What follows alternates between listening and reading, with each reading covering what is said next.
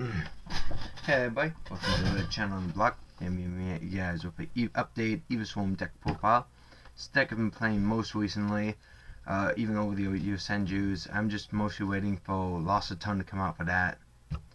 Anyway, I took this deck to Locals and managed to get 4th place out of a 36-man tournament. I think it was 36. It was either 36 or 38. I can't remember. Anyway. EvilSwarm's very straightforward. I actually am thinking about applying Dark Law to the deck, and I'll show you what I'm going to take out if I do that. Going to the deck for monsters, we got the 3 copies of EvilSwarm Casto, Calculaon, not Casto. And just for sake of consistency, most people probably know what these things do, but since the house is quiet right now, I'm going to go ahead and do it in depth and make this video a little longer. Casto, pretty much what he does is when he's on the field, you can banish your EvilSwarm from your graveyard, and then add an EvilSwarm from your graveyard back to your hand. So this is really good mid to late game. And then if you do that, you can get an additional normal summon, which is cool. Even if the monster doesn't get added to your hand, you still get the additional normal summon, even if they DD core that monster, which is nice. And also another part of his effect is, I believe, you get to summon a monster with 1 less tribute. Let's see when this card is on the field. Yep. Yeah, you can summon monsters with 1 less tribute, which is really nice. If you play the higher level EvilSwarm monsters, which particularly I don't in this build, but I'm sure someone somewhere does, and that is a thing. Then I play 3 Castros. Pretty much this is your double summoner. He cannot be Veiled, Fiendish Chained, or Breakthrough Scud, which is what makes him so damn amazing. From them, I'm currently playing 2 copies of Mandragora. I just kind of like it at 2 right now, because I'd rather go first, and then this sucks going first, but it's good going second. Pretty much when your opponent has more monsters than you do, you get to special summon this card from your hand, kind of like a Cyber Dragon in a way. Then I play 2 Thunderbird. Thunderbird's really good. I question 3 to 2 because it is kind of a heavy back row with Stellar Knights and Bunny Abyss running about. But either way, when he's on the field and a card effect is activated, you can banish him to kind of dodge that card effect, which is really nice. And then when you special summon him, you don't even special summon him. He just returns to the field, so he cannot be summoned or bottomless or anything when he returns to the field, because he's just returning, it's not summoning itself again. And then it gains 300 attack, making it 1950, and being able to dodge stuff, making it a very good grind game card, which this deck grinds a lot. There's very few decks in the game where it actually just auto wins now. Then I play 3 copies of Heliotrope. He's pretty much normal. He has very good plays in the deck, but mostly he is in here for the Luxury Rabbit, which you only have 1 of, but if it was at 2, you'd play 2. If it was at 3, you'd probably still just play 2. Maybe 3rd. Probably not. Probably just 3rd if you played, like, I don't know, Sabersaurus or something. And that's it for the monster lineup. For spells, I'd play 1 Wageki. I have a super small spell lineup. I play 3 copies of Reinforced to the Army because you want to see Castor as fast as possible. And this is just your auto way in. It does suck because sometimes you open double Castor and a Woda and your other 2 Woda is dead. But that's kind of one of the reasons why I want to apply Dark Law into the deck, because Max Change 2nd would be able to pitch it. So, make sure I'm still fine. Break down just a little bit. There we go. And from there I play 3 copies of Infestation Pandemic. This is pretty much your alliance for all the monsters on the field. What it does is all EvilSwarm monsters you control are unaffected by spell and trap cards this turn, which is searchable off from Ophion, which is kind of your boss monster of the deck. And I actually like 3 over the 2 because I like opening it this format. Because if you open against BA and like you go Castro, summon something else, it doesn't really matter what you summon, and then they just get rid of one with like a Wing Blast or something. You can't XZ summon, so you kind of want this to protect your play. Or the like bottomless your Ophion before you search, and you really would just want to open one of these if you're going second. Not so much if you're going first, but especially if you go second, you want to open this. And then that's it for the spells. There's only like 7 spells. For traps, I put 1 copies of Infection. Again, this is such brought off from Ophion, and this is like the best such card I've ever seen. What it does is you target 1 EvilSwarm monster on your field or on your hand, and then you shuffle into the deck, and then you add 1 EvilSwarm monster from your deck to your hand. So this is really amazing. It pretty much gets you casters, Calculons when you need them. So that's really good. Then I play 1 macro because it's kind of an anti-meta theme. If I play Dark Wall, I may take out macro. I'll probably drop the macro for something else, just because Dark Wall does the same thing. And I play 1 Emptiness, because Emptiness is good and you can lock up Key Beetle and it becomes very annoying. Then I play 1 copy of Eradicator Epidemic Virus. I played this over maining any MSTs, because it's pretty much a 3-tone MST depending on what you play against. If you're going against Satellas or BA, you call traps. If you're going against something like Necklaws, you probably want to call spells. However, it's not that effective against Necklaws because they can just add new ritual spells. But it's good to have in the deck. I like it better than MST right now.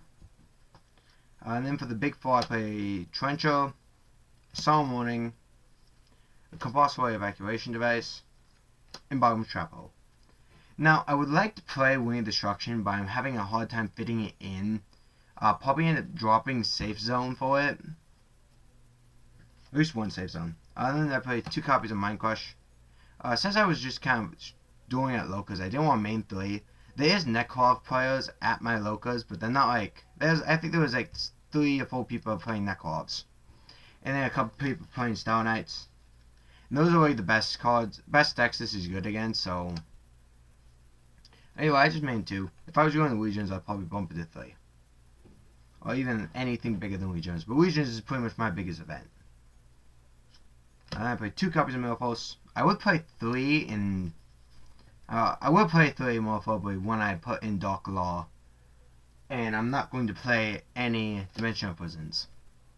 But right now, these are going to become max change. That's pretty much it. And then the 3rd deep of Milfos is coming out of... I believe... Yeah.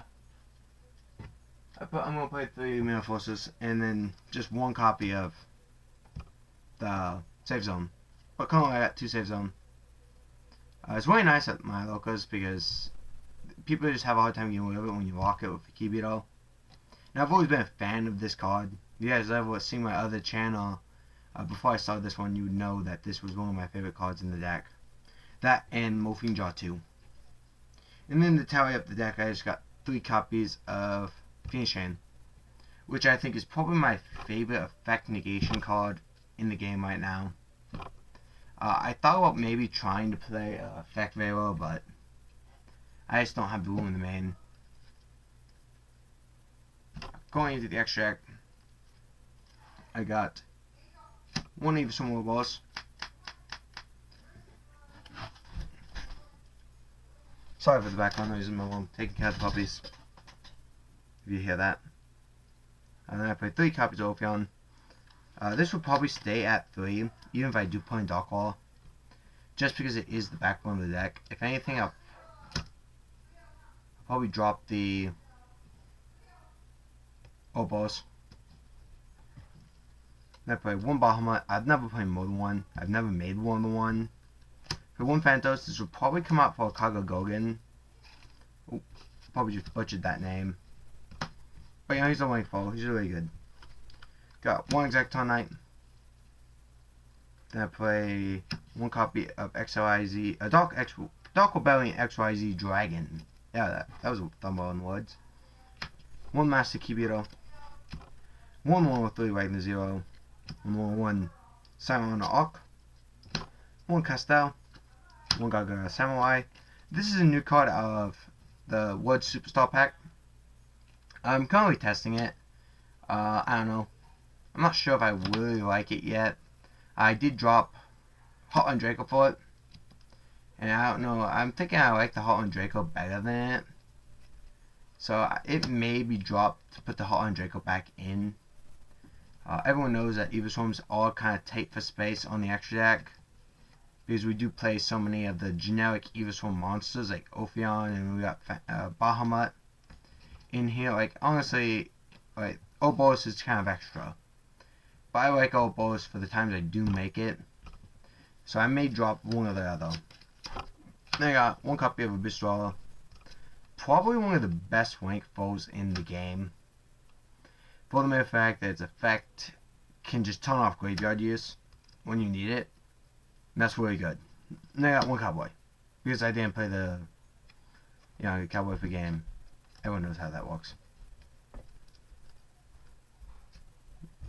And I'll just show you why I sided. Let me see if I can organize it.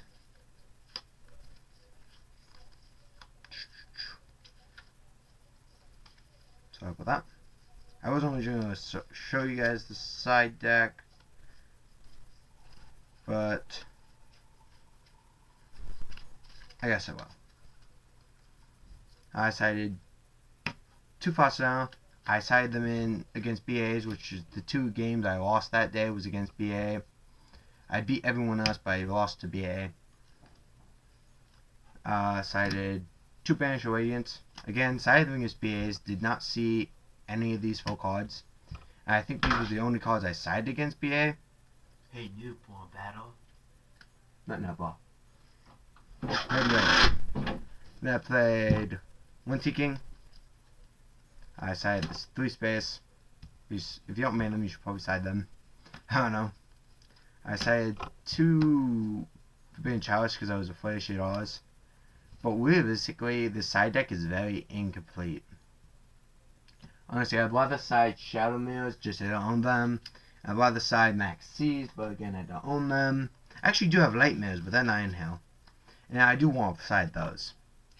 I sided the 1D Visual. I sided 2 DDV, or Deck Devastation Vibes. For those of you who don't know what this does, you tribute 1 Dark Monster of 2,000 more attack points, and for 3 turns, your opponent pretty much used to keep destroying cards with monsters with 1500 or less attack for 3 turns.